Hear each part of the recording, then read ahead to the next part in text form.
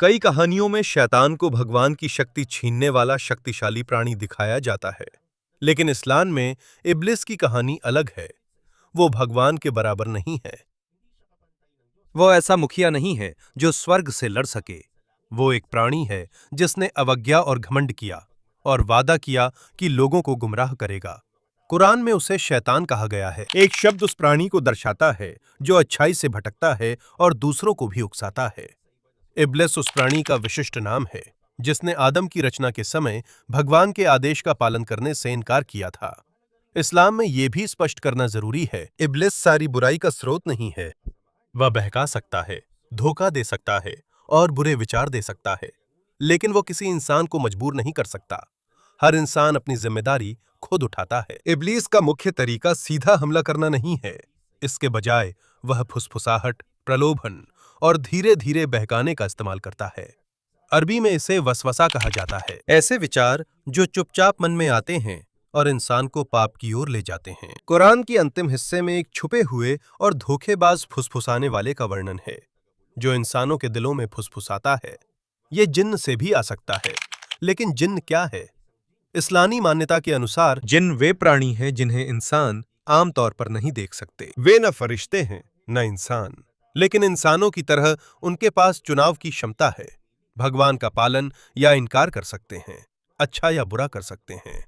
कुरान के अनुसार इंसान को मिट्टी से बनाया गया है, जबकि जिन्न को बिना धुएं वाली आग से बनाया गया है।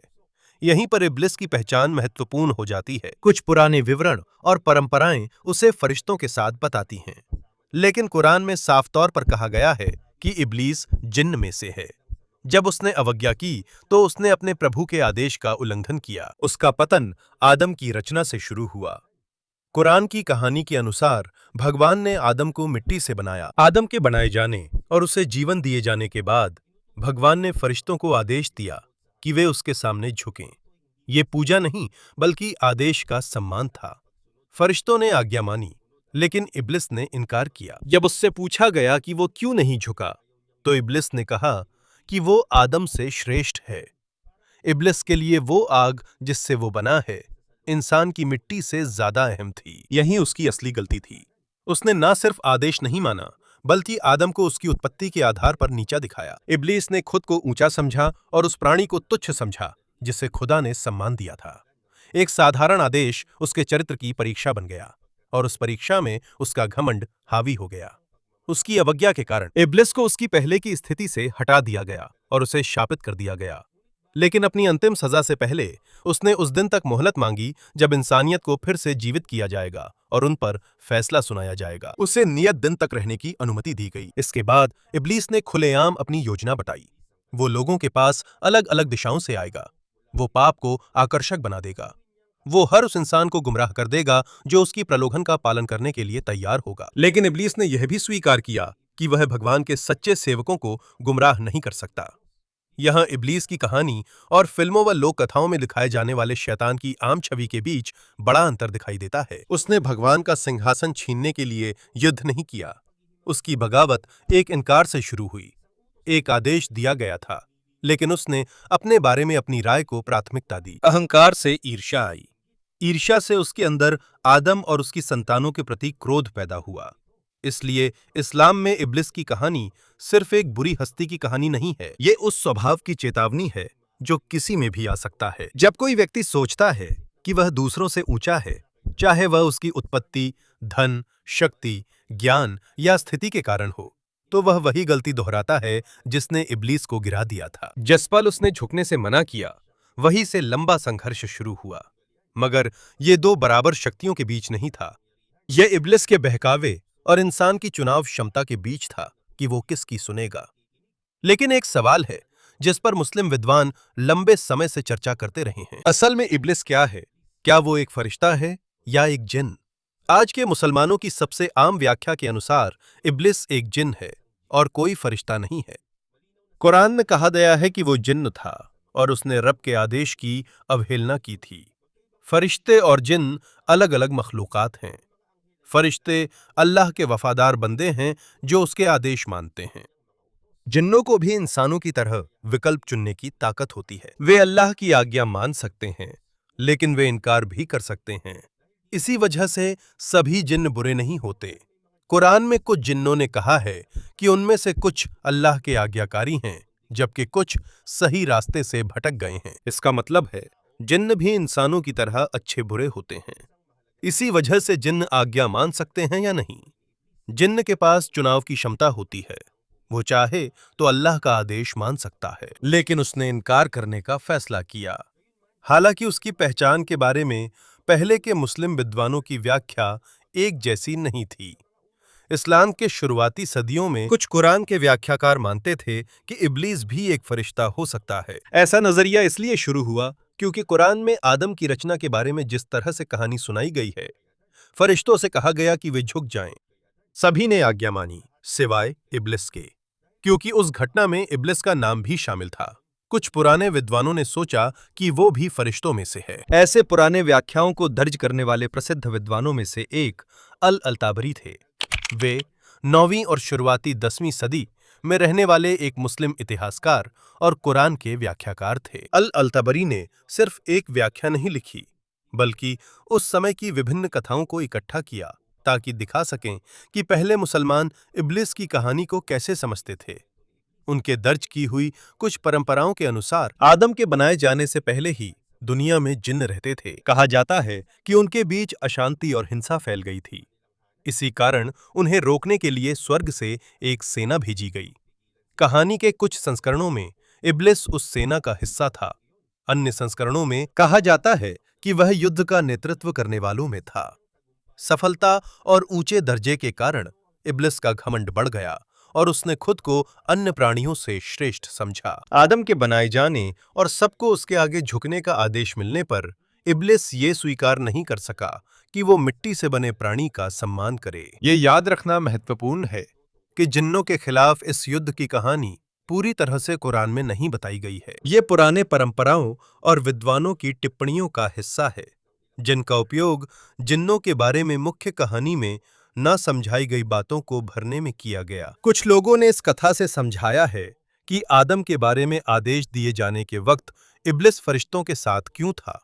शायद उसकी हैसियत ऊंची थी और उसे उनके साथ रहने की अनुमति मिली थी। कुछ पुरानी परंपराएं यह भी कहती हैं कि इब्लिस का नाम उसके अवज्ञा से पहले अजाजील था, लेकिन कुरान में उसके लिए अजाजील नाम का उपयोग नहीं किया गया है। ये नाम केवल कुछ बात की कहानियों में ही दिखाई देता है, टिप्पणियों और रहस्यवादी रचनाओं में।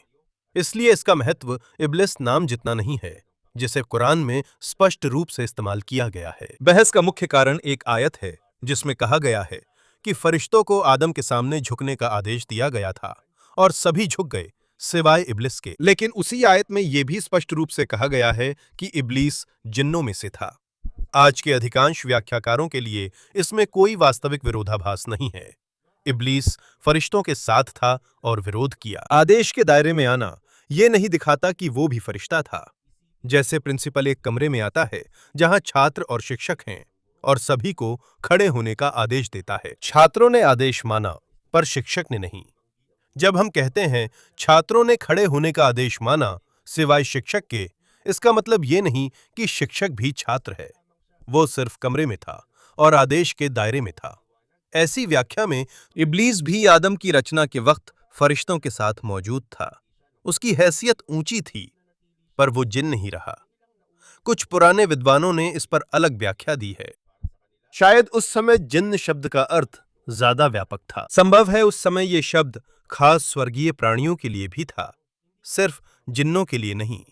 इसलिए कुछ पुराने कथनों में इब्लीस को फरिश्ता और जिन्न दोनों कहा गया है। संभव है कि कुछ पहले के व्याख्याकारों के मन में ये दोनों श्रेणियां पूरी तरह अलग-अलग नहीं थीं। जैसे जैसे सदियां बीतती गईं, आम व्याख्या और भी स्पष्ट होती गई। ये धारणा प्रबल हो गई कि इब्लीस एक जिन्न था जिसे कभी ऊंचा दर्जा मिला था और वो अपने पुराने इबादत के कारण फरिश्तों के साथ था। लेकिन वो सिर्फ उनके साथ रहने से फरिश्ता नहीं बन गया। आखिरकार उसकी रचना किस प्रकार से हुई, इस पर बहस करना कहानी का सबसे महत्वपूर्ण हिस्सा नहीं है। उससे भी ज्यादा महत्वपूर्ण है कि उसने आजमाए जाने पर क्या किया। इब्लीस को बिना चुनाव की क्षमता के नहीं बनाया गया था। उसे आज्ञा मानने का मौका मिला था। उसने अपनी सोच को प्राथमिकता दी और खुदा के हुक्म को नहीं माना। यह दर्शाता है कि चाहे प्राणी कितना भी ऊंचा हो, या कितनी भी इबादत की हो, अगर घमंड आ जाए तो वह गिर सकता है। समय के साथ इब्लीस की कहानी का अर्थ और भी व्यापक हुआ। अब इसे सिर्फ उसकी नाफरमानी की कहानी के तौर पर नहीं देखा जाता। मुस्लिम सूफी और दार्शनिकों ने भी इस कहानी का इस्तेमाल आजादी, जिम्मेदारी, आज्ञा पालन और बुराई के अस्तित्व जैसे कठिन सवालों पर सोचने के लिए किया। सबसे विवादास्पद व्याख्याओं में से एक को मंसूर अल-हलाज से जोड़ा जाता है, जो 9वीं और शुरुआती 10वीं सदी के एक प्रसिद्ध सूफी संत थे। सूफी मत इस्लाम की एक परंपरा है जो ईश्वर की गहरी पहचान, प्रेम और उसके करीब होने का अनुभव कराती है। अल-हलाज से जुड़ी कुछ रहस्यवादी अंग्रेजी साहित्यिक कृतियों में इब्लिस के इनकार को गलत वफादारी की एक त्रासदी के रूप में दर्शाया गया है। इस व्याख्या के अनुसार इब्लिस किसी भी अन्य के सामने सिवाय खुदा के झुकना नहीं चाहता था। उसने सोचा कि वह एकमात्र ईश्वर की पूर्ण उपासना की रक्षा कर रहा है। उसके लिए आदम के सामने झुकना उसके सिद्धांत से पीछे हटने जैसा था। लेकिन समस्या ये थी कि खुदा ने ही ये आदेश दिया था, इसलिए इब्लिस की जो वफादारी थी वही उसकी अवज्ञा बन गई। उसने खुद की समझ को मानना चुना, बजाय इसके कि जो उससे मांगा गया उसे स्वीकार करता। इसका यह मतलब नहीं है कि अल-हलाज ने इब्लिस को सही या निर्दोष माना। उन्होंने ये कहानी ये दिखाने के लिए इस्तेमाल की कि कोई प्राणी सही चीज की रक्षा करते हुए भी भटक सकता है। इस तरह की व्याख्या में इब्लिस की हालत एक त्रासदी है। उसका संकल्प मजबूत था, लेकिन उसने गलत दिशा चुनी। वो अपनी असली पहचान के बारे में अपनी ही व्याख्या को छोड़ने के बजाय सजा स्वीकार करने को तैयार था। यह इस्लाम की सामान्य शिक्षा नहीं है। ये एक गहरी और विवादास्पद सूफी व्याख्या है जो मध्यकालीन काल में कुछ रचनाओं और चर्चाओं में मौजूद थी। कुछ मुस्लिम सूफियों ने सवाल उठाया कि क्या प्रलोभन का दुनिया की व्यवस्था में कोई स्थान है, क्योंकि परीक्षा किसी प्राणी के असली फैसले को उजागर करती है। कुछ लोगों ने इब्लिस के काम को उस प्रक्रिया का हिस्सा माना जो वफादारों और आसानी से भटक जाने वालों को अलग करती है। हालांकि इसका मतलब ये नहीं है कि उसके काम अच्छे या पवित्र हैं। इस व्याख्या का मुख्य बिंदु है कि बुरा कार्य भी परीक्षा बन सकता है, चाहे करने वाले की मंशा बुरी हो। इसी से इस्लाम के इतिहास में बड़ा सवाल उठा, जिस पर लंबे समय से बहस है। अगर सब कुछ ईश्वर की शक्ति और ज्ञान में है, तो कोई प्राणी अपने गलत कार्यों के लिए कैसे जिम्मेदार ठहर सकता है? विभिन्न समूहों और विचारधाराओं ने इस पर अलग-अलग जवाब दिए हैं। कुछ धर्मशास्त्रियों ने ईश्वर की पूर्ण शक्ति पर बहुत जोर दिया। उनके लिए कोई भी घटना उसकी इच्छा और अनुमति के बिना नहीं हो सकती। वहीं कुछ अन्य लोगों ने स्वतंत्र इच्छा पर जोर दिया। उनके लिए यह जरूरी है कि इंसान और जिन्न के पास सच में निर्णय लेने की क्षमता हो, ताकि इनाम और सजा देना न्याय संगत हो सके। समय के साथ इन दोनों विचारों को मिलाने के लिए अलग-अलग व्याख्याएं विकसित हुईं। ईश्वर की शक्ति पूरी तरह बनी रहती है, लेकिन यह किसी प्राणी की अपनी जिम्मेदारी को नहीं हटाती। आसान शब्दों में, किसी चीज के होने की अनुमति देना उसे करने का आदेश देने जैसा नहीं है। उदाहरण के लिए, एक शिक्षक छात्र को परीक्षा में उत्तर चुनने की अनुमति दे सकता है। शिक्षक जानता है कि छात्र गलत उत्तर चुन सकता है, लेकिन इसका मतलब ये नहीं है कि शिक्षक ने उसके लिए उत्तर चुना है। इसी तरह कई धर्मशास्त्रियों ने बताया है कि प्रलोभन होने पर भी व्यक्ति जिम्मेदार रहता है। लेकिन इब्लिस की कहानी सिर्फ दर्शन और धर्म की किताबों तक सीमित नहीं, बल्कि कविता, संगीत, कहानियों और मुस्लिम समुदायों की लोक कथाओं में भी है। इस्लाम के फैलने से पहले ही अरब में कवियों का बहुत महत्व था। वे कबीलों का इतिहास संजोते, वीरों की प्रशंसा, दुश्मनों का अपमान करते और सभाओं में मनोरंजन करते थे। अच्छे कवि की असाधारण क्षमता मानी जाती थी, इसलिए माना जाता था कि उनमें कुछ खास होता है। एक अदृश्य प्राणी उसे प्रेरणा देता है। कभी-कभी इस तरह की प्रेरणा को जिन्न से जोड़ा जाता था। कुछ पुराने विश्वासों के अनुसार एक जिन्न कवि के साथ रह सकता है और उसे अनोखे शब्द, चित्र या विचार दे सकता है। ऐसी कल्पना इस्लाम के आगमन के बाद लिखे गए कुछ साहित्य में भी जारी रही। साहित्य में कभी-कभी इब्लिस और शयातीन का उपयोग खतरनाक, दुस्साहसी या निषिद्ध प्रेरणा के प्रतीक के रूप में किया गया है। उनका नाम शराब, तीव्र प्रेम, अवज्ञा और उन आनंदों से संबंधित कविताओं में आया है जिन्हें धार्मिक समाज स्वीकार नहीं करता। इस तरह की लेखनी के लिए प्रसिद्ध कवियों में से एक अबू नुवास हैं। जो अब्बासिद साम्राज्य के समय के प्रसिद्ध कवि थे। वह अपनी तीक्ष्ण, चंचल और चुनौतीपूर्ण कविताओं के लिए प्रसिद्ध हैं, जो शराब, प्रेम, आनंद और सामाजिक नियमों के उल्लंघन पर केंद्रित हैं। कुछ में इब्लिस को विद्रोह का प्रतीक बताया गया है। इसका मतलब ये नहीं कि कवि सच में इब्लिस पर विश्वास करते थे या उसकी पूजा करते थे। ये शैली का हिस्सा है जो जानबूझकर चौंकाने, हंसाने या चुनौती देने वाली होती है। लोक कथाओं में भी ये भी माना जाता है कि एक जिन किसी व्यक्ति को असाधारण संगीत कौशल सिखा सकता है। कुछ कहानियों में संगीतकारों ने अदृश्य गुरु से वादन सीखा। एक अन्य संस्करण में प्रतिभा एक खतरनाक समझौते के बदले में मिलती है। कुछ कहानियों में संगीतकारों ने किसी अदृश्य प्राणी से वादन सीखा। लोक कथाओं में अक्सर ऐसा होता है कि कोई कलाकार किसी आत्मा, परी या शैतान से असाधारण कौशल प्राप्त करता है या किसी अन्य अलौकिक प्राणी से।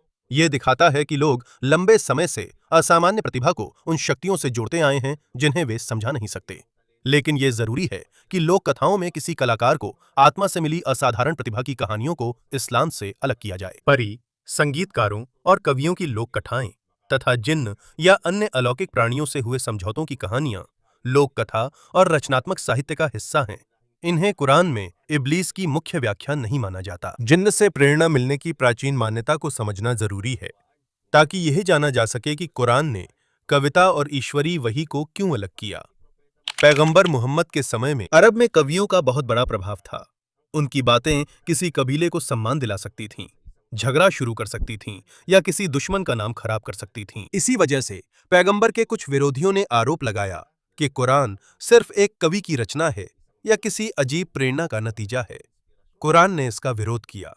सूरह यासीन में कहा गया है कि पैगंबर मोहम्मद को कविता नहीं सिखाई गई और उनके लिए कवि होना शोभा नहीं देता। जो कुछ वे सुनाते हैं उसे एक स्पष्ट संदेश बताया गया है। इस्लाम के नजरिए से कुरान इंसान की प्रतिभा, किसी कवि की कल्पना या किसी जिन्न की फुसफुसाहट से नहीं आया। इसे ईश्वर की ओर से एक ईश्वरीय वही माना जाता है। यह स्पष्ट विभाजन महत्वपूर्ण है क्योंकि कविता और वही दोनों ही लोगों के लिए प्रभावशाली हो सकते हैं, लेकिन इस्लामी विश्वास में इन दोनों की उत्पत्ति और उद्देश्य अलग-अलग हैं। कविता अनुभव, कल्पना से आ सकती है, प्यार, गुस्सा या इंसान की रचनात्मक सोच से। वहीं मुसलमान कुरान को एक पवित्र संदेश और मार्गदर्शन मानते हैं।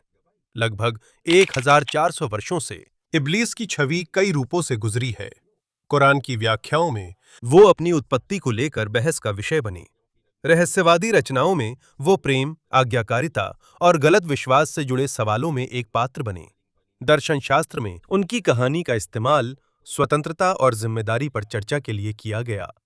कविता और लोक कथाओं में वो विद्रोह, प्रलोभन और खतरनाक प्रेरणा का प्रतीक बने।